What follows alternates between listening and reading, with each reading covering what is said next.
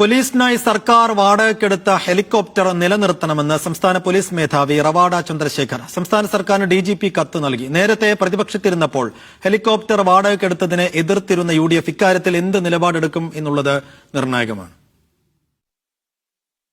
ഒരു മാസം 25 മണിക്കൂർ യാത്ര, ഹെലികോപ്റ്റർ പറന്നാലും ഇല്ലെങ്കിലും സർക്കാർ വാടകയായി നൽകേണ്ടത് 80 ലക്ഷം രൂപയാണ്.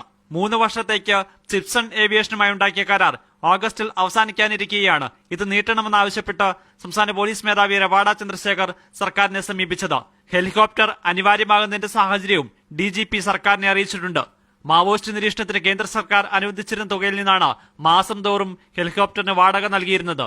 എന്നാൽ ഈ തുകയുടെ 75% വെട്ടിക്കുറച്ചിരുന്നു. ഇനി വാടക നൽകണമെങ്കിൽ സംസ്ഥാന സർക്കാർ സ്വന്തമായി പണം നൽകേണ്ടി വരും. നേരത്തെ എതിർത്തിരുന്നതിനാൽ കരാർ നീട്ടി നൽകാൻ തയ്യാറായാൽ പ്രതിപക്ഷം അതിനെ ചോദ്യം ചെയ്യും. അതിന് മറുപടി പറയേണ്ടതും സർക്കാരിന്റെ ഉത്തരവാദിത്തമാകും. മാവോയിസ്റ്റ് നിരീക്ഷണം, അടിയന്തര ഘട്ടത്തിൽ വിവിഐപികളെ കൊണ്ടുപോകുക തുടങ്ങിയ കാര്യങ്ങൾക്കാണ് ഹെലികോപ്റ്റർ വാടകയ്ക്കെടുത്തിരുന്നത്. അവയവദാനത്തിനും ഹെലികോപ്റ്റർ 7 തവണ ഉപയോഗിച്ചിട്ടുണ്ട്. മീഡിയ 1 തിരുവനന്തപുരം.